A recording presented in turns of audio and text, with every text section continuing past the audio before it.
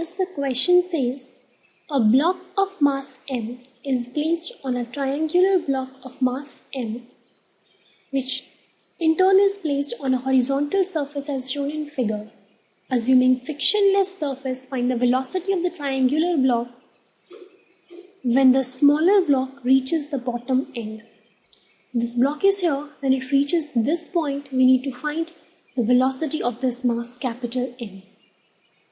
Now friends, let us suppose that this small m mass is having an acceleration of a1 with respect to ground to the right.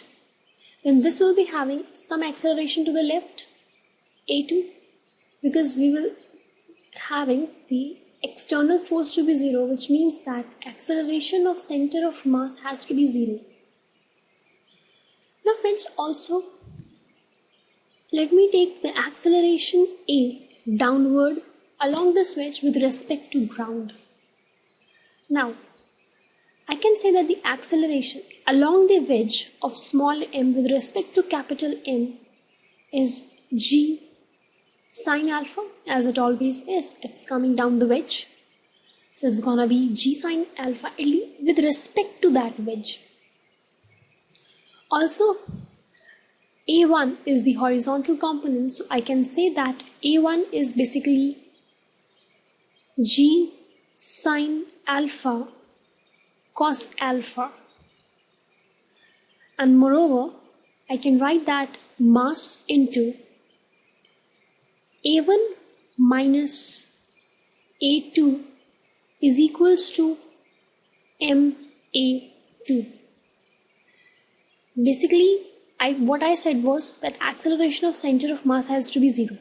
Then this is the acceleration of this small m to the right, while this is to the left. This a1 is basically the component, horizontal component of this acceleration am with respect to m.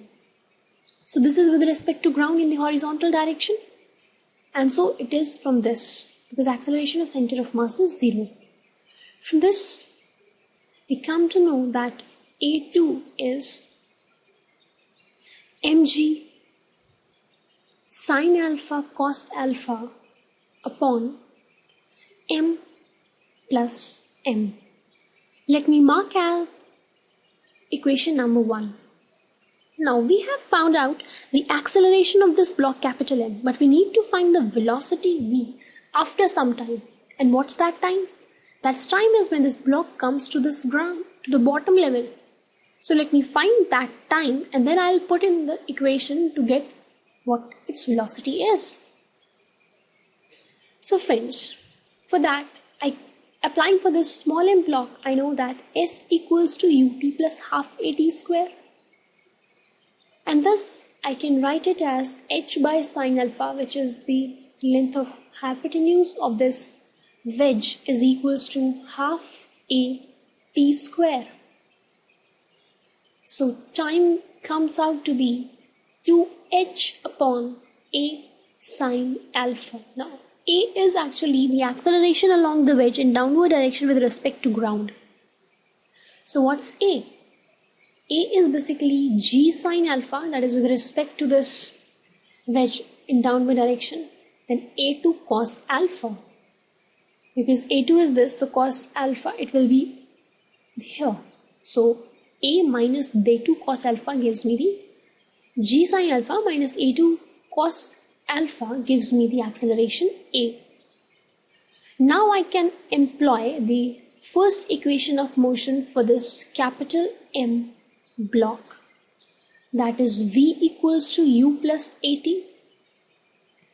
Putting the values, we get v equals to a2t, and so we get the velocity to be 2m square gh cos square alpha upon m plus m into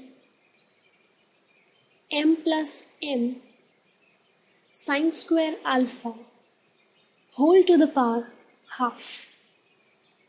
So this is actually the velocity of the triangular block when the smaller block reaches the bottom end.